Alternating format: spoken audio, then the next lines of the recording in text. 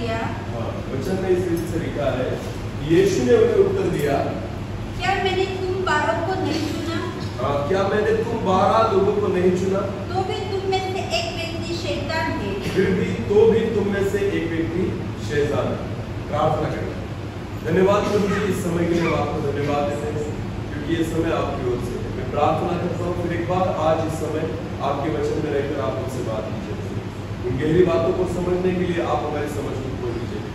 मैं प्रार्थना करता हूँ केवल आवाज मेरी वो शब्द आपके, आप बोले हम सुने, ऐसा होने दीजिए। पवित्र आत्मा के द्वारा मुझे और जितने लोग यहाँ पर बैठे हैं, हर एक व्यक्ति को प्रभु जी आप नियंत्रित कीजिए। आने वाला वचन सभी के जीवन के लिए एक आशीष का कारण है। सारा आदर आपको देते हुए प्रार्थना प्रभु यीशु मसीह आपके सामर्थ्य और जीवित नाम से मांगते हैं, आमीन।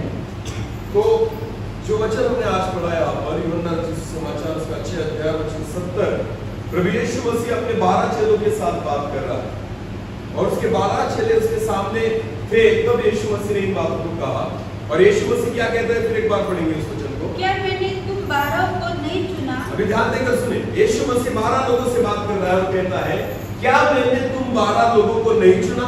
इसका मतलब यीशु मसीह उनसे कह रहा है कि तुम 12 लोगों को मैंने अपने हाथों से चुना। हालेलुया। मेरी इच्छा से मैंने तुम 12 लोगों को चुन लिया है। पर आगे क्या, पर प्रभु यीशु मसीह आगे क्या कहता है? तो भी तुम में से एक व्यक्ति शैतान। तो भी तुम में से एक व्यक्ति क्या है? शैतान। जब मैं इस वचन को पढ़ता हूं तो मुझे ये समझ में नहीं आता कि चुनने वाला कौन है? यीशु। फिर भी वो क्या कहते हैं, तो भी तुम में से एक क्या है? शैतान। हम एक वचन को देखेंगे, आपने उत्पत्ति की पुस्तक में पहले अध्याय में पढ़ा होगा, हम पढ़ेंगे नहीं क्योंकि वो बहुत लंबा जाएगा। ध्यान देकर सुनना। परमेश्वर ने जब सृष्टि की रचना की, पृथ्वी को बनाया, तो वचन में लिखा है, जब पहले दिन उसने उजियारा बनाया, चांद और सूरज बनाए, तारे बनाए, बनाने के बाद परमेश्वर ने क्या कहा आखिरी में? ये अच्छा है। बोलो क्या है? ये अच्छा है। 6 दिन परमेश्वर ने जितनी बातें बनाई, हर दिन खत्म होने के बाद परमेश्वर ने क्या कहा? ये अच्छा। तो जितना कुछ परमेश्वर ने बनाया है ना, जो भी बनाया वो कैसे बनाया? अच्छा बनाया, बुरा कुछ भी नहीं बनाया। तो मुझे एक बात बताइए, शैतान को किसने बनाया? शैतान को किसने बनाया? किसने? कहां पर लिखा है? ध्यान देकर सुने, लूसीफर को नहीं बोल रहा हूं, शैतान को किसने बनाया? लूसीफर स्वर्गदूत था। बोलो लूसीफर क्या था? स्वर्गदूत था। परमेश्वर ने जब लूसीफर को बनाया ना, तो क्या सोचकर बनाया? शैतान बना रहा हूं या स्वर्गदूत बना रहा हूं? स्वर्गदूत। हाँ, तो फिर शैतान को किसने बनाया? ध्यान देकर सुने, परमेश्वर ने कभी भी कुछ भी गलत नहीं बनाया। परमेश्वर ने लूसीफर को अच्छा ही बनाया था, जैसे उसने 6 दिन में बनाया। आमीन। परमेश्वर की हर रचना अद्भुत और अच्छी ही है। एक वचन को हम पढ़ेंगे, कुलुस्सियों की पत्री, इसका पहला अध्याय वचन 16 को हम पढ़ेंगे। कुलुस्सियों उसका 1 और वचन 16। क्योंकि उसी में, बाइबल में ऐसा लिखा है, क्योंकि उसी में सारी वस्तुओं की सृष्टि हुई। सारी वस्तुओं की सृष्टि हुई। हालेलुया। परमेश्वर में ही सारी चीजों की सृष्टि हुई है, बनाई गई है। आगे, स्वर्ग की हो अथवा पृथ्वी की हो, देखी या अनदेखी। अभी ध्यान देकर सुने, स्वर्ग की सारी चीजें किसने बनाई? परमेश्वर ने बनाई। पृथ्वी की किसने बनाई? देखी चीजें किसने बनाई? और अनदेखी चीजें किसने बनाई? क्योंकि बाइबल कहती है, देखी हो अनदेखी हो, हाँ, क्या सिंहासन, क्या प्रभुता है, क्या प्रधानता है, क्या अधिकार, सारी वस्तुएं उसी के द्वारा और उसी के लिए सृजी गई। हालेलुया। एक बात ध्यान देकर सुने, जितना कुछ परमेश्वर ने बनाया है ना, उसी के द्वारा और उसी के लिए बनाया है। हालेलुया। इसका मतलब चांद सूरज तारे बनाए, सारी पृथ्वी पर पेड़ पौधे बनाए, प्राणी पक्षी बनाए, और उसके बाद 6वें दिन मनुष्य को बनाया। सब परमेश्वर ने बनाया, पर वचन में लिखा है उसी के लिए बनाया है। हालेलुया। हमें किसके लिए बनाया है? तो पृथ्वी की बातें किसके लिए बनाई गई और स्वर्ग की बातें किसके लिए बनाई गई? तो परमेश्वर ने जब लूसीफर को बनाया था किसके लिए बनाया? किसके लिए बनाया था? क्योंकि बाइबल में लिखा है ना, स्वर्ग और पृथ्वी की सारी चीजें उसी के द्वारा उसी के लिए बनाई गई। हालेलुया। तब जब परमेश्वर ने लूसीफर नामक एक स्वर्गदूत को बनाया था ना, वो किसके लिए बनाया था? खुद के लिए। वो किसके लिए? लूसीफर क्या करे? आगे जाकर शैतान बने या परमेश्वर की आराधना करे? वो एक आराधक था। बोलो वो क्या था? जब लूसीफर को बनाया गया ना, तो परमेश्वर ने अच्छा ही बनाया था। वो एक आराधक करके परमेश्वर ने बनाया था। इसलिए सारी चीजें परमेश्वर के द्वारा परमेश्वर के लिए निर्माण हुई है। आमीन। तो लूसीफर भी अच्छा बनाया गया था, उसको शैतान नहीं बनाया। परमेश्वर कभी शैतान को बनाता नहीं, शैतान खुद शैतान बन गया। समझ में आ रहा है? शैतान परमेश्वर ने नहीं बनाया, लूसीफर ने अपने घमंड से खुद को शैतान बनाया। जब एक व्यक्ति कोई भी चीज परमेश्वर के विरुद्ध में जाकर काम करती है ना, शैतान बन जाता है। समझ में आ रहा है? जो वचन हमने पढ़ा यूहन्ना 6:70, फिर एक बार पढ़े। यीशु ने उन्हें उत्तर दिया, यीशु ने उन्हें उत्तर दिया, क्या मैंने तुम 12 को नहीं चुना? मैंने तुम 12 को नहीं चुना, तो भी तुम में से एक व्यक्ति शैतान है। तुम में शैतान है ऐसा नहीं कहा गया, तुम में से एक व्यक्ति क्या है? इसका मतलब यहूदा इस्करियोत को क्या कहा प्रभु ने? शैतान। तो क्या कहा? क्योंकि यहूदा किसके विरुद्ध में जा रहा था? जो कोई परमेश्वर के विरुद्ध काम करता है ना, परमेश्वर की नजर में वो क्या है? शैतान। लूसीफर ने परमेश्वर के विरुद्ध में काम किया, इसलिए परमेश्वर ने उसे क्या कहा? शैतान था। उसे ऊपर से नीचे फेंक दिया। समझ में आ रहा? तो यहूदा जो था वो परमेश्वर के विरुद्ध में था, और इसलिए परमेश्वर इस वचन में कहता है, तुम में से तो भी एक व्यक्ति क्या है? शैतान है। अगर हिंदी ट्रांसलेशन या मराठी ट्रांसलेशन में अगर आप पढ़ोगे तो नीचे वहां पर एक स्टार लिखा होगा। शैतान जो शब्द है ना, वहां पर एक स्टार होगा और उसका एक अर्थ नीचे लिखा है, इब्लिस। बोलो क्या नाम है उसका? शैतान का दूसरा नाम क्या है? प्रकाशित वाक्य निकाले, प्रकाशित वाक्य। देखो यहूदा को इब्लिस कहा गया है। क्या कहा गया है?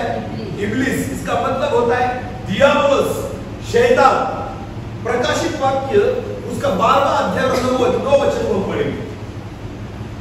तब वो बड़ा अजगर, अर्थात वही पुराना सांप, जो इब्लिस और शैतान इब्लिस कहलाता है। किसको इब्लिस कहा गया है? यहाँ पर किसको इब्लिस कहा गया है? सांप को। सांप को। बोलो किसको? और यूहन्ना में किसको इब्लिस कहा गया? यहूदा को। किसको? प्रकाशित वाक्य में किसको इब्लिस कहा गया? सांप को। ध्यान देकर सुनना। एदेन की वाटिका में जिसने आदम और हव्वा को पाप में गिराया, वो क्या था? उसको क्या कहा गया है? इब्लिस। वो क्या कहा गया है? वही शब्द परमेश्वर किसके लिए यूज करता है? यहूदा के लिए। ध्यान देकर सुनना। सांप को भी इब्लिस कहा गया और यहूदा को भी इब्लिस कहा गया। इसका मतलब सांप ने भी परमेश्वर के विरुद्ध में जाकर काम किया, इसलिए उसे क्या कहा गया? इब्लिस। और यहूदा ने परमेश्वर मसीह के विरुद्ध में किया, इसलिए उसको भी क्या कहा गया? इब्लिस। एक ही नाम से। ध्यान देकर सुनो। जो व्यक्ति परमेश्वर की योजनाओं के विरुद्ध खड़ा हो जाता है ना, परमेश्वर की नजर में वो क्या है? शैतान, इब्लिस। वो क्या है? इब्लिस, शैतान। क्योंकि खुदा ने बनाते वक्त सारी चीजों को अच्छा ही बनाया, शैतान ने खुद को बना दिया। जो परमेश्वर के विरुद्ध में जाता है ना, वो खुद को शैतान ही बना लेता है। इसलिए परमेश्वर कहता है, प्रभु यीशु मसीह कहता है, तो भी तुम में से एक व्यक्ति जो है ना, वो क्या है? शैतान। चुना तो मैंने ही है, बनाया मैंने ही है, और फिर भी मेरे विरुद्ध में जो काम तुमने किए ना, उसकी वजह से तुम में से एक व्यक्ति क्या है? शैतान। समझ में आ रहा है कुछ? हालेलुया। ध्यान देकर सुनो। अभी एक और वचन को हम पढ़ेंगे, यूहन्ना रचित सुसमाचार उसका 13वां अध्याय, यूहन्ना उसका 13 और वचन 21 से लेकर आगे बढ़े। ये बातें कहकर हाँ, फिर एक बार ये बातें कहकर ये बातें कहकर यीशु आत्मा में व्याकुल हुआ हाँ, और यह गवाही दी, हाँ, मैं तुमसे सच सच कहता हूँ कि हाँ। तुम में से एक मुझे अभी पकड़वाएगा। प्रभु यीशु मसीह फिर एक बार 12 लोगों से बात कर रहा है, 12 चेलों से बात कर रहा है। क्या कर रहा है? कि तुम में से एक व्यक्ति मुझे पकड़वाएगा। हालेलुया। 12 लोग बैठे और यीशु मसीह उनसे बात कर रहा है कि तुम 12 में से एक व्यक्ति मुझे पकड़वाएगा। आगे बढ़ना। चेले संदेह से कि वो किसके विषय में कहता है, एक दूसरे की ओर देखने लगे। अभी वचन में ऐसा लिखा है कि चेले संदेह से एक दूसरे की ओर देखने लगे कि किसके बारे में कह रहा है। इसका मतलब क्या होता है? देखो, यूहन्ना 6:70 में प्रभु कहता है कि तुम 12 को मैंने चुना, फिर भी तुम में से एक कौन है? और यहां पर यीशु मसीह कहता है तुम 12 में से एक मुझे पकड़वाएगा। ध्यान देकर सुने, यीशु पहचानता था शैतान कौन है। चेले पहचानते थे? क्यों?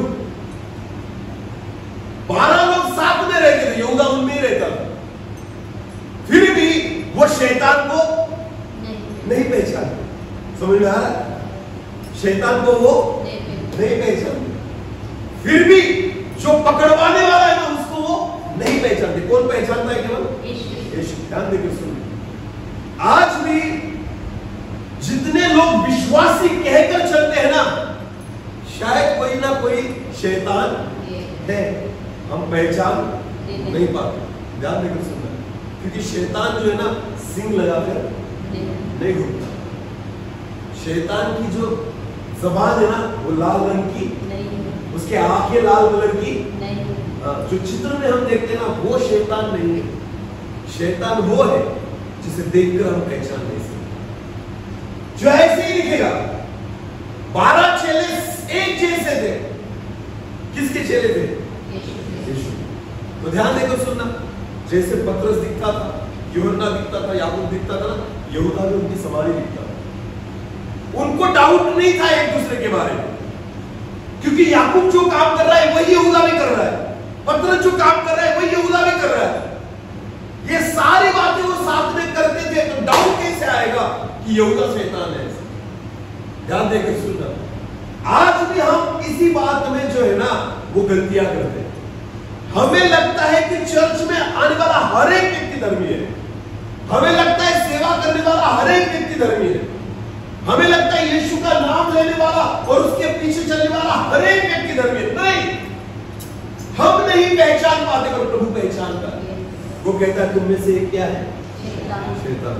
ध्यान देकर सुनो, कभी भी देखकर मत किसी को पहचानना।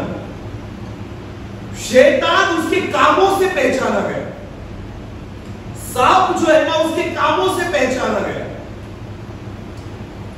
ध्यान देकर सुनो, एदेन की वाटिका में जब हव्वा अकेली थी तब कौन आया?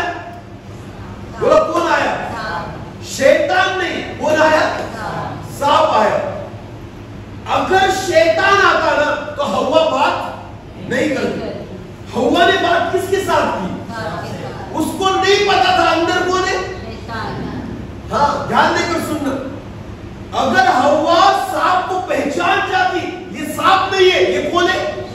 इब्लीस है, ये शैतान है, परमेश्वर के विरुद्ध में जाने वाला है, तो शायद हव्वा उससे बात भी नहीं करती। पर उसको क्या लगा ये क्या है? सांप। बोले ये क्या है? इसलिए उससे बात कर रही है, इसीलिए उसके साथ उसने बातें की, उसकी बातों को उसने गौर किया और उसके अनुसार वो चले। ध्यान देकर सुनो, वो पहचान नहीं पाई ये सांप नहीं, ये शैतान। ये सांप नहीं है, ये इब्लीस है जो मुझे परमेश्वर के विरुद्ध में खड़ा करेगा।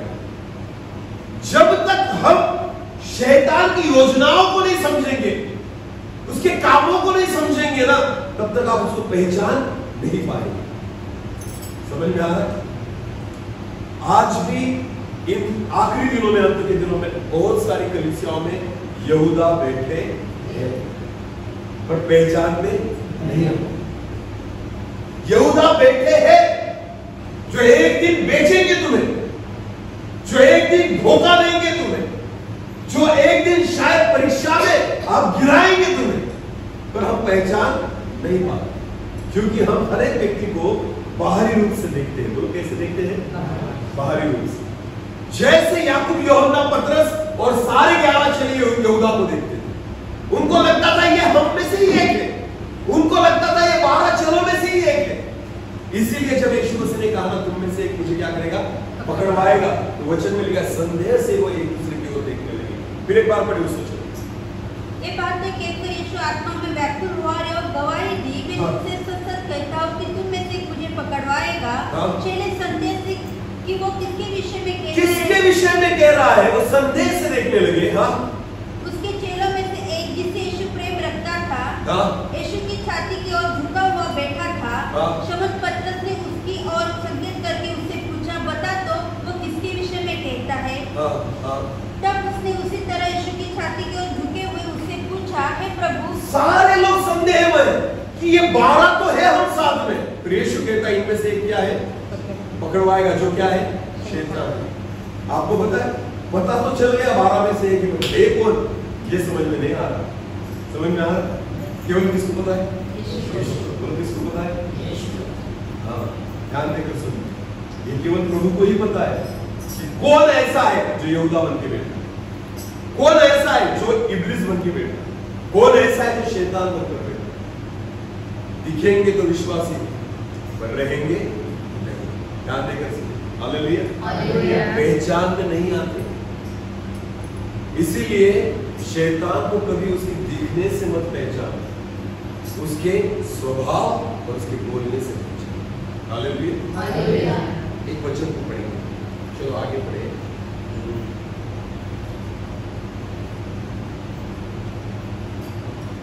मत्ती रचित सुसमाचार,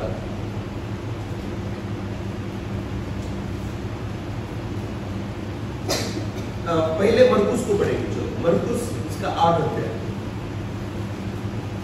मरकुस उसका 8 अध्याय, वचन 31 से लेकर आगे। तब वो उन्हें सिखाने लगा कि यीशु उनको सिखाने लगा कि मनुष्य के पुत्र के लिए अवश्य है कि वो बहुत कुछ उठाए। हाँ? और पुरनिये और प्रधान याजक और शास्त्री उसे तुच्छ समझकर मार डाले। फिर 12 लोगों से यीशु बात कर रहा है, 12 चेलों से बात कर रहा है कि वो उसे मार डालेंगे, उसको पकड़वाएंगे। आगे आगे बढ़ो। और वो 3 दिन के बाद जी उठे। हाँ? उसने यह बात उनसे साफ-साफ कह दी। हाँ? इस पर पतरस ने उसे अलग से झाँककर, जब यीशु ने ये बातें कही तो पतरस ने बीच में आकर कहा, परंतु उसने फिरकर अपने चेलों की ओर देखा। हाँ? और पतरस को झिड़क कर कहा, हाँ? हे शैतान, मेरे सामने से दूर हो। अभी पतरस में यीशु ने क्या कहा? शैतान। बोलो, पतरस को क्या कहा? पतरस शैतान था, लेकिन फिर भी क्या कहा? क्यों? क्यों? क्योंकि वो परमेश्वर की इच्छा के विरुद्ध में बात कर रहा था। हालेलुया। ध्यान देकर सुने, पतरस शैतान नहीं था, पर फिर भी यीशु ने उसको क्या कहा? ए शैतान, क्या कहा? फिर पढ़ना ना उसे, पढ़ो। हे शैतान, मेरे सामने से दूर हो जा। किसको कहा? पतरस को कहा। क्यों? क्योंकि आगे बढ़ो। क्योंकि तू परमेश्वर की बातों पर नहीं, हाँ? परंतु मनुष्य की बातों पर मन लगाता। हाँ, क्योंकि तेरा मन परमेश्वर की बातों पर नहीं है। किसकी बातों पर है? मनुष्य की बातों पर। आपको पता है, यहाँ पर पतरस को भी शैतान कहा। जब जब आप परमेश्वर की इच्छा को दूर कर कर अपनी इच्छाओं को आगे लेकर आते हो ना, परमेश्वर की नजर में वो शैतान है। समझ में आ रहा है? लूसीफर को परमेश्वर ने ऊपर से नीचे क्यों फेंका? क्योंकि लूसीफर अपने राज्य को बनाना चाहता था, वो परमेश्वर के राज्य में नहीं रहना चाहता था, वो खुद के सिंहासन को ऊंचा बनाना चाहता था, वो अपना कुछ करना चाहता था। सारे और जो स्वर्गदूत है ना, मिकाएल, गैब्रिएल और जो कोई हो, ये सारे परमेश्वर की अधीनता में रहते हैं। आमीन। लूसीफर एकमात्र ऐसा था कि जिसको अपने सिंहासन को ऊंचा बनाना था, ये अपनी सोच का लेकर चल रहा है, इसलिए परमेश्वर ने उसको ऊपर से नीचे फेंका और उसको हम इब्लिस या शैतान के नाम से। यहूदा को शैतान कहा गया। क्यों? क्योंकि वो प्रभु यीशु मसीह के विरुद्ध में काम करने लगा। शैतान का पतरस कहता है कि तुझे कोई ना पकड़वाए, तू न मरे, ऐसा न हो। परमेश्वर की योजना को रद्द करने वाला तू कौन है? यीशु मसीह ने पतरस को भी क्या कहा? शैतान मेरी नजरों से दूर। ध्यान देकर सुनो, जब हम परमेश्वर की योजनाओं को नकारते हैं ना, परमेश्वर की नजर में वही कौन है? शैतान। समझ में आ रहा है? हाँ। तेरी बातें मनुष्य की ओर से है, परमेश्वर की ओर से नहीं। तू परमेश्वर की ओर नहीं, मनुष्य की ओर कान लगा रहा है। ऐसा परमेश्वर ने सीखा मुझे। समझ में आ रहा है?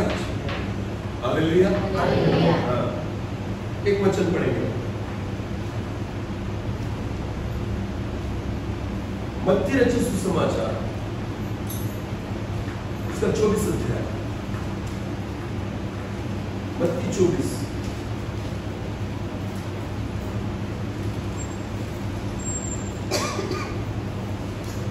और उसका मत्ती 24 और 24 अध्याय 24 वचन। क्योंकि झूठे मसीह, वचन में ऐसा लिखा है, क्योंकि झूठे मसीह, बोलो कौन? झूठे मसीह, यानी सच्चे मसीह है और कौन से दूसरे? झूठे मसीह। मसीह कहा गया है, मसीह का मतलब कौन है? विश्वासी। कौन? जिन्होंने क्या लिया है पानी में, जो कहां पर आते हैं? चर्च में। उनमें दो प्रकार है, एक सच्चे और दूसरे झूठे। सोना दो प्रकार का होता है, एक सच्चा और झूठा। पीला रंग होने से कोई भी धातु सोना नहीं। बेंटेक्स देखा है आपने? बेंटेक्स वो भी कैसे दिखता है? पीला, यानी किसके समान दिखता है? पर क्या उसे सोने की कीमत मिलेगी? नहीं, वो डुप्लीकेट है। वो क्या है? पर दिखता कैसे? एक जैसा, उसमें कोई डिफरेंस नहीं। उसे कहते हैं डुप्लीकेट। जो होता है ना वो एक जैसे बनाया जाता है। तो बाइबल में लिखा है कि अंत के दिनों में झूठे मसीह निकलेंगे। बोलो कैसे मसीह? दिखेंगे किसके समान? दिखेंगे किसके समान? सच्चे। बोलो कैसे मसीह के समान दिखेंगे? जो बहुत धर्मी दिखते हैं ना, बस उन्हीं के समान वो भी नाटक करेंगे कि मैं क्या हूं? धर्मी। हाँ, भरमाएंगे, बसाएंगे। ये वो आत्मा है शैतान। समझ में आ रहा है? वही इब्लिस है जो कलीसियाओं में काम करता है। ऐसे मसीह जो दिखाएंगे मैं मसीह हूं, पर एक्चुअली है यहूदा इस्करियोत भी दिखा रहा था 3.5 साल तक मैं मसीह हूं। उसको भी चेले कह रहे थे ये भी चेला है, ये प्रेरित है। जितने लोग पतरस को पहचानते थे ना, उतने यहूदा को भी पहचानते थे और उनको लगता था ये भी चेला है। था चेला? वो क्या था? इब्लिस था, शैतान था। क्योंकि उसके विचार जो थे वो विरुद्ध में थे, उसकी इच्छा जो थी विरुद्ध में थी। इसीलिए परमेश्वर से शैतान कहता है, बाइबल कहती है अंत के दिनों में झूठे मसीही और झूठे भविष्यवक्ता उठ खड़े होंगे। वचन में लिखा है ऐसे झूठे लोग उठ खड़े होंगे, परमेश्वर के वचन में लिखा है। तो झूठे भविष्यवक्ताओं को देखकर नहीं पहचाना जा सकता, उनको सुनकर पहचाना जा सकता। समझ में आ रहा है? वो क्या बात कर रहे हैं ना, ये आपको सुनना होगा, समझना होगा। वचन में लिखा है, पौलुस कहता है जब पौलुस एक जगह पर प्रचार करने के लिए गया था, वो कलीसिया ऐसी थी, दिन भर पौलुस की बातें सुनती थी और जब घर जाती थी ना, रात को बाइबल पकड़कर बैठती थी। जो पौलुस ने कहा इसमें लिखा है या नहीं? हालेलुया। कहां पर खोजती थी? वचन में। बोल कहां पर खोजती थी? ये ऐसी एक ही कलीसिया है बाइबल जो दिन भर वचनों को सुन लेती थी और जब घर जाती थी ना, तो शाम को देखती थी जो पौलुस ने सिखाया वो वचन में है या नहीं। क्यों? क्योंकि उनको परखने की आदत थी कि सच्चे भविष्यवक्ता और झूठे भविष्यवक्ता कौन। समझ में आ रहा है? वरना शैतान को नहीं पहचान पाओगे, इब्लिस को नहीं पहचान पाओगे। रहेगा 12 में ही बैठा, पर फिर भी चेले नहीं पहचान पाए यहूदा कौन है। आखिरी तक नहीं पहचान पाए। जब वो आया ना उन लोगों के साथ यीशु को पकड़वाने के लिए, तो उन्होंने हाथ लगाया, 3.5 साल हमारे साथ था, हमने नहीं पहचाना। यीशु को पता था, 11 चेलों को नहीं पता। ध्यान देकर आज भी प्रभु को पता है कि कौन है इब्लिस, प्रभु को पता है कौन है यहूदा, हमें नहीं पता। क्यों? क्योंकि हम परखते नहीं है लोगों को। हमें तो लगता है बपतिस्मा ले लिया ना हो गया मसीह, चर्च में आ रहा है ना हो गया मसीह, विश्वास कर लिया ना हो गया मसीह। नहीं, लोगों के समान मत देखे, वचन से परखे। हमें हर व्यक्ति को हमें इन दिनों में वचन से परखना होगा। अगर वो वचन के अनुसार चलता है ना, वही है मसीह। हालेलुया। वही है सच्चा विश्वास। कोई भी सेवक केवल बाइबल लेकर खड़ा होता है ना, उसे सेवक मत कहे, उसे वचन से पढ़े। आमीन। वरना झूठे भविष्यवक्ता जो है ना, उस पर विश्वास करके आप भी भरमा लिए जाओगे, क्योंकि शैतान का काम ही है भरमाना, वो फंसाना ही जानता है। समझ में आ रहा है? वो फंसाता है, वो भरमाता है। शैतान कभी खुद नहीं आता, वो किसी ना किसी को यूज करता है। उसने एदेन की वाटिका में सांप को यूज किया, सांप का इस्तेमाल किया, वो खुद नहीं आता। यीशु मसीह को पकड़वाने के लिए उसने यहूदा को आगे किया। आज भी विश्वासी लोगों को भरमाने के लिए वो किसी ना किसी को उपयोग में लाएगा, वो खुद नहीं आता। और हमें पहचानना होगा कि 12 में शैतान को। समझ में आ रहा है? ये तभी संभव है जब आपके जीवन में वचन रहे, जब हम परमेश्वर के वचन के अनुसार चलें। झूठे भविष्यवक्ता उठ खड़े होंगे, तो झूठे भविष्यवक्ताओं को देखकर मत समझो, उनको सुनकर समझना जरूरी है कि ये जो बात कर रहा है ना, वचन में है या नहीं, ये जो जी रहा है ना, वचन में है या नहीं, इसकी जो सेवा दिख रही है ना, वचन में है या नहीं। कभी भी बड़ा ताम झाम देखकर मत कहे कि ये बड़ा सेवक है। उसके चाल चलन को वचन के अनुसार नाप तोल कर देखे, क्या है वचन, ये प्रभु का सेवक है या नहीं। हालेलुया। आजकल बहुत सारे लोग अपने नाम के सामने भविष्यवक्ता लगा लेते हैं, पर क्या हमने कभी उनको देखा कि ये सच में भविष्यवक्ता है या नहीं? अरे देखो यिर्मयाह को, देखो यशायाह को, देखो एलिया को, देखो एलीशा को, देखो शमूएल को, यहजकेल को, ये सारे भविष्यवक्ता थे। क्या उनकी क्वालिटी इनमें दिखाई देती है? क्या उनका जीवन इनमें दिखाई देता है? अगर नहीं दिखाई देता तो भले उन्होंने नाम के सामने भविष्यवक्ता लगाया हो, ये भविष्यवक्ता है नहीं। प्रेरित लगाने से कुछ नहीं होता, प्रेरित दिखना चाहिए तुम्हारे जीवन। अगर तुम पौलुस के समान सेवा करते हो तो प्रेरित कहो, अगर पतरस के समान सेवा करते हो तो खुद को प्रेरित कहो, अगर लोगों में जाकर तुम सुसमाचार प्रचार करते हो तो प्रेरित कहो, अगर तुम नई कलीसिया को तैयार करते हो तो खुद को प्रेरित कहो। अगर ये बात तुम में नहीं है ना, तुम्हें अधिकार नहीं खुद को प्रेरित करने का, पर हम नापते और तोलते नहीं, इसीलिए फंस जाते हैं, इसीलिए फंस जाते हैं कि हम समझ में ही नहीं आता भविष्यवक्ता है कौन, सच्चा और झूठा, प्रेरित है कौन, सच्चा और झूठा, चेले है कौन, सच्चे और झूठे, मसीह है कौन, जो सच्चे और झूठे। ये दोनों है इन दिनों में, हर कलीसिया में, हर क्षेत्र में। प्रॉब्लम ये है हम नहीं पहचान। बाकी प्रभु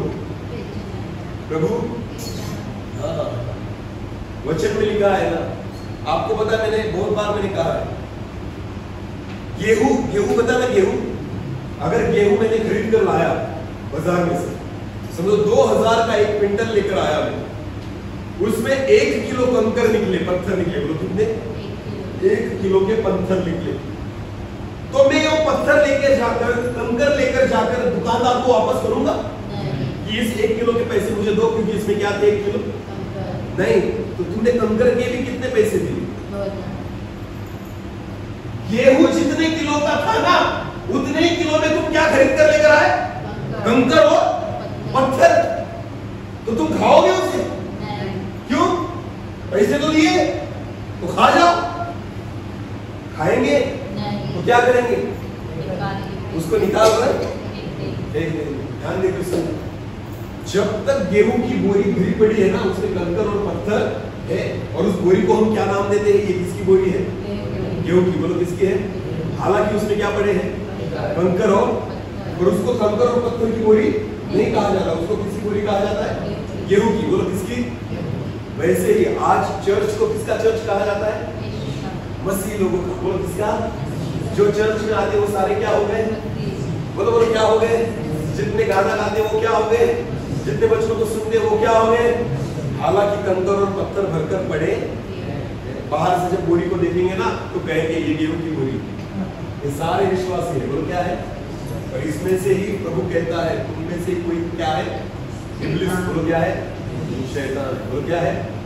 शैतान। पहचान नहीं हुआ, क्योंकि गेहूं की बोरी में कंकर और पत्थर भी गेहूं के समान ही दिखते हैं। ध्यान देकर सुनो। पर जब खाने का समय आता है तो क्या करते हैं? उस गेहूं को लेते और उसको कंकर और पत्थर को निकाल कर फेंक देते हो। किसको यूज करते हो? आखिरी दिन में वही हो, जब यीशु आएगा कंकर और पत्थर को निकाल कर फेंक देंगे। पर तब तक हम सब साथ में ही रहते हैं। हमें लगता है ये भी विश्वास है और मैं भी। ध्यान दें किसने बहुत बार ये कंकर और पत्थर कलीसिया में बहुत हानि पहुंचे। समझ में आ रहा है? यहूदा ने भी की, साफ ने भी वही किया, और जिसने परमेश्वर के विरुद्ध में काम किया ना, खुदा ने उसे इब्लीस कहा, शैतान। इतना ही नहीं, पतरस जो प्रभु के बहुत नजदीक था, और जब पतरस भी परमेश्वर के विरुद्ध में बोला ना, परमेश्वर की योजना के विरुद्ध में बोला ना, तो परमेश्वर उसने पतरस से भी कहा, हे शैतान दूर हो जा। समझ में आ रहा है? तो शैतान खुदा ने नहीं बनाया, शैतान खुद बना। जो परमेश्वर के विरुद्ध में खड़ा हो जाता है तो क्या बनाता है? बोलो क्या बनाता है? ये मैंने कहता है वचन। आमीन। शैतान बनाई हुई चीज नहीं, बन गई हुई चीज। उसने खुद को लूसीफर ने बना लिया। शैतान ने लूसीफर ने परमेश्वर के विरुद्ध में जो काम किया ना, उसी काम में उसको शैतान। समझ में आ रहा? क्योंकि परमेश्वर कभी बुरी बातों को बनाता नहीं, गलत बातों को बनाता। खुदा ने जो भी बनाया वो कैसे बनाया? आमीन। जो भी बनाया अच्छा ही बनाया, और जो गलत बन गया है ना, वो मनुष्य ने बना दिया। समझ में आ रहा? जितना भी अगर आज आपको कुछ भी गलत लगता कि ये क्यों बनाया, ये उसने नहीं बनाया, ये हमने बनाया। खुदा ने कुछ भी नहीं बनाया जो गलत है। उसने जो भी बनाया वो अच्छा ही। हालेलुया। वो अच्छे के लिए ही बनाता, कभी बुरे के लिए बनाता। समझ में आ रहा है कुछ? जहर होता ना, जहर, वो भी अच्छे के लिए बनाया, तो मनुष्य उसका उपयोग अच्छे के लिए करता नहीं। मनुष्य ने क्या किया? खुदा की अच्छी चीजों को लेकर अपनी बुद्धि और अपनी इच्छा को वहां पर पूरी की, और तब जाकर वहां पर शैतान काम करने लगा। फल अच्छे बनाए थे, सड़ा कर दारू बना ली मनुष्य। समझ में आ रहा है? दारू कब बनती है पता है आपको? किसी भी चीज को जब आप सड़ाते हो, बोलो क्या करते हो? मैंने पी है इसलिए मुझे पता है। सड़ाते हो तभी दारू बनती। ताजी चीजों की कभी दारू बनती नहीं। अंगूर को सड़ाना पड़ता है। महू पता है ना? महू, उसको क्या करना पड़ता है? पता है? सड़ाना पड़ता है। जब सड़ाओगे बदबू आएगी, गंदगी आएगी ना, तब जाकर उसकी क्या बनेगी? दारू। बहुत बड़े बड़े ब्रांड होते हैं ना दारू के, विस्की वगैरह, रम, सुना होगा आपने। बहुत महंगी दारू गेहूं की बनती है। बोलो किसकी बनती है? उस गेहूं को भी पूरी तरीके से सड़ाना पड़ता है, तब जाकर विस्की बनती है। और बहुत ज्यादा कीमत, गेहूं से भी ज्यादा कीमत दारू की होती है। हालांकि वो गेहूं अच्छा नहीं होता। कैसा होता है? सड़ा हुआ। ये किसकी उपज है? परमेश्वर की या मनुष्य की? परमेश्वर ने गेहूं बनाया, मनुष्य ने सड़ा कर दारू। ये इब्लीस का काम है। किसका काम है? जो परमेश्वर की योजनाओं के विरुद्ध काम करता है वो शैतान है। खुद को शैतान करवा लिया उसने। समझ में आ रहा है? तो ऐसा मत समझे कि शैतान ऐसे सिंह वाला, दिखने में काला और लाल जबान होगी, लाल आंखें होगी, कहीं तो भी बैठा होगा। नहीं, वो शायद हमने भी बैठा है। हाँ, रेमंड के कपड़े पहने या सफेद कपड़े पहने, हो सकता है, मे बी पॉसिबल वो हम में भी बैठा हो साड़ी पहनकर, वरना इनको लगेगा हमें बोलते। हो सकता है कि वो हम में बैठा है, देखकर पहचाना नहीं जाता, कामों से पहचाना जाएगा। हालेलुया। इसीलिए जो चेले थे ना, वो भी कंफ्यूज थे, कौन है हम में जो पकड़वाएगा, कौन है हम में जो शैतान है। 12 के 12 चेले जो थे ना, इसका मतलब ये होता है कि यहूदा इस्करियोत ने कभी खुद को प्रकट नहीं किया कि मुझ में वो है, मैं क्या करने वाला हूं। जब भी कुछ करता होगा ना, पतरस की समान ही करता होगा। दिखाता था मैं धर्मी हूं, दिखाता था मैं प्रभु के साथ चलने वाला हूं, दिखाता था मैं भी सेवक हूं, दिखाता था मैं भी चुना हुआ हूं। इसलिए याकूब भी नहीं पहचान पाया, पतरस भी नहीं पहचान पाया, ना यूहन्ना पहचान पाया, ना और चेले पहचान पाए। केवल यीशु को पता था, और खुद किसको पता था? यहूदा। दोनों को ही पता था, इब्लीस को, बाकी किसी को नहीं पता। आज भी वही बात है। ध्यान देकर सुनो, बहुत सावध रहे। शायद कोई साइड में ही हो, होगा ऐसे नहीं कहा, हो सकता है, हो सकता। इतना हमें खुद को संभालना हो, हालेलुया, इतना संभालना हो। ध्यान देकर सुनो, आखिरी बात बोलूंगा और बंद करूंगा, ध्यान देकर सुनो। परमेश्वर ने आदम को बनाया और हव्वा को बनाया। परमेश्वर ने आदम को एक आज्ञा दी कि एदेन की वाटिका में जब मैंने तुझे रखा ना, तो इसकी देखभाल करना और रखवाली करना। बोलो क्या करना? रखवाली। बोलो क्या करो? रखवाली। रखवाली करने का मतलब क्या होता है? कि कोई भी अंदर न घुसे जो इसको तकलीफ पहुंचाए। समझ में आ रहा है? तो आदम ना राह देखता होगा, कौन आएगा? अरे बोलो ना, शैतान। तो आदम की नजरें थी कि शैतान नहीं आया अंदर, तो शैतान आया ही नहीं ना। कौन आया? बोला आया तो सांप आया। तो उसको पता था सांप को किसने बनाया है? परमेश्वर। किसने बनाया है? परमेश्वर ने बनाया है। शैतान ने क्या किया पता है आपको? सांप को चुना। तू मेरा एक काम करेगा, हव्वा को जाकर मेरा इतना मैसेज दे दो, मुझे उसको भरमाना है, खुद नहीं जा सकता क्योंकि दरवाजे पर कौन खड़ा है? आदम। बोलो कौन खड़ा है? वो मुझे अंदर घुसने। तो एक काम कर, हव्वा के पास जा और मेरा मैसेज। शैतान ने सांप को चुना कि मेरे काम को कर। आदम ने आने दिया ना, घुसने दिया। क्योंकि क्या? क्योंकि सांप को खुदा नहीं बनाया है, तो उस पर डाउट नहीं आया, पहचान नहीं पाया आदम कि यही इब्लीस है, यही काम करेगा परमेश्वर के विरुद्ध में। आदम ने आने दिया और बेचारा जाकर डायरेक्ट हव्वा के सामने खड़ा हो गया और जो करना था कर लिया। समझ में आ रहा है? देखने में आप भी फंस जाओगे, शर्मा जाओगे और आपको भी पता नहीं चलेगा। तो एक वचन से पढ़ो। आमीन। बोलो किससे पढ़ो? वचन से। उसके कामों से पढ़ो, उसकी बातचीत से पढ़ो, उसके विचारों से उसे पढ़ो, तब जाकर आपको समझ में आएगा हे जो इब्लीस है, जो परमेश्वर के विरुद्ध में काम करता है, जो परमेश्वर की योजनाओं के विरुद्ध में काम करता है। हम ऐसे समय में जहां पर इब्लीस वही काम कर रहा है जो उसने एदेन की वाटिका में। आज भी वो एदेन की वाटिका में आके बहुत सारे लोगों को भरमाना चाहता है।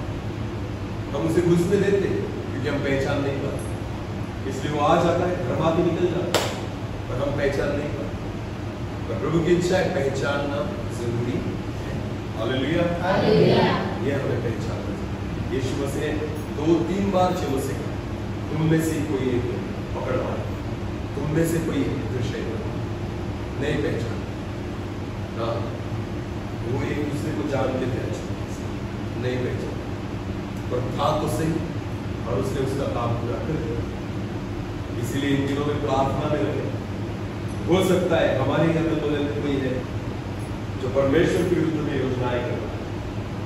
प्रार्थना करोगे तो खुदा दिखाएगा। आमीन। उसके काम को परमेश्वर जो है ना दिखाएगा और हमें भी पता चल जाएगा है। सावध रहने की जरूरी है। हमें उनको सावध करने की आवश्यकता। ये बातें इन दिनों में बोल ध्यान दीजिए। मुझे नहीं पता परमेश्वर ने आज इस वचन को क्यों दिया, और शायद उनकी इच्छा कि हम खुद को सतर्क करें। आमीन। सावध करें कि ऐसी बातें हो सकती है। हाँ, सेवक खुद को कहने वाला सेवक होगा ऐसा नहीं। उसको हमें परखना होगा। आमीन। परख कर देखो कि क्या सच में इसके जीवन में वो बातें नजर आती हैं जो वचन में है। तब जाकर परखना कि हाँ ये परमेश्वर का रास है, परमेश्वर का जन है, परमेश्वर का सेवक। Hallelujah, hallelujah. ये बहुत जरूरी है। बाइबल वचन कहता है परमेश्वर ने चलो से कहा कि तुम परीक्षा में न पड़ो, इसलिए क्या करो, वरना गिर जाओगे, परीक्षा फंस जाओगे उसकी चाल में। इसलिए तुम परीक्षा में न पड़ो, इसलिए प्रार्थना में। आमीन। आजकल प्रॉब्लम वही है, कलीसिया प्रार्थना में नहीं। कलीसिया के लिए प्रार्थना हो रही पर कलीसिया खुद प्रार्थना में नहीं। कलीसिया के लिए प्रार्थना करने से कोई मतलब नहीं। कलीसिया प्रार्थना में होना जरूरी। जब ये होगा तब परीक्षा में न पड़ो, वरना कोई भी जो फंस जाएगा तब परीक्षा में। मैं रोज प्रभु के वचन को प्रचार करता हूँ, अभी थोड़ा गैप है तो वरना पूरे रोज मीटिंग, रोज वचन को प्रचार करना, फिर भी गारंटी नहीं दे सकता। पर एक बार गारंटी दूंगा, जब मैं प्रार्थना में बैठता हूं मुझे पता है मैं परीक्षा में नहीं हूं। वो है अपनी सवाल। वचन को प्रचार करना आपको संभाले नहीं रखता, घुटनों पर आना आपको संभाले रखता, उसकी उपस्थिति में बैठना आपको संभाले रखता, आपकी उन आंखों को खोल देता जिन आंखों से देखने लग जाता है कि सच और झूठ क्या है। सारे पर्दों को प्रभु निकाल कर देखते, हालेलुया। फिर आपको कोई भरमा नहीं पाए, कोई फंसा नहीं पाए। ये प्रार्थना है जो आपको परीक्षा में नहीं देती। आमीन। समझ में आ रहा है कुछ? हाँ, प्रार्थना में लगे रहो। मैं आपको विश्वास के साथ कहता हूँ, शैतान की एक भी चाल आप पर सफल नहीं हो सकती, नहीं। वो चाल करता है ना, उससे पहले प्रभु दिखा देता, किसी ना किसी के जरिए से समझ में आ जाए। कितना भी खुद को छुपाओ, खुदा दिखाई दे अगर आप प्रार्थना। आमीन। वो छिप नहीं पा। आमीन। प्रार्थना में यीशु मसीह को पता था, चेलों को नहीं पता। आज हमें पता होना जरूरी है कि वो वचन हमें सतर्क करता है, हमें सावध करता है, और परमेश्वर की इच्छा है इस वचन के उजियाले में हम उनको लेकर। आमीन। इस वचन के द्वारा प्रभु हम सभी को बहुतायत से आशीष करें और समझ लें कि यह अपनी आंखों को बंद करें। इस समय हम प्रार्थना करें। धन्यवाद प्रभु आपके जीवित पवित्र वचन के लिए, हम आपको धन्यवाद दें। आज फिर एक बार आपके वचन में रहकर आपने हमसे बात की। इन दिनों में हमारी आत्मिक आंखों को आप खोले कि हम उन बातों को देखें जो आज तक नहीं देखी, हमें कोई भरमा न पाए पिता। इसलिए प्रभु जी हमारी आत्मिक आंखों को आप खोल दीजिए। जैसे आपकी आत्मिक आंखें यहूदा को देख रही थी, जैसे आपकी आत्मिक आंखों ने पतरस को देखा, वैसे ही आंखें आज हमें प्राप्त होकर जब अपनी आत्मिक आंखों से लोगों को देखें, सेवकों को देखें, विश्वासियों को देखें। हाँ प्रभु, आप हमें सहायता करें कि कोई भी इब्लिस आकर हमें न भर पाए, आपके मार्ग में से हमें न दूर करें। इसीलिए आप हमें पवित्र आत्मा के अनुग्रह में चलाइए, हम खुद को घुटनों पर लाए, आपकी उपस्थिति में रहे, आपसे अनुग्रह मांगे, कृपा मांगे प्रभु कि हम परीक्षा में लगे। क्योंकि अंत के दिनों में बहुतों को शैतान भरमाएगा, ये आपके वचन में लिखा। चुने हुए को भी वो भरमाएगा, ये वचन में लिखा। और इसलिए प्रभु हम सतर्क रहे, इसलिए आप हमें सहायता करें। मैं विश्वास करता हूं इस रात के समय आपने हमसे बात की, और केवल सुनने वाले नहीं, और वचन के अनुसार हम चलने वाले नहीं। ऐसा सारा आदर और सारी महिमा जलाल आप ही को देते हैं। प्रार्थना प्रभु यीशु मसीह आपके सामर्थ्य और जीविका में। आमीन।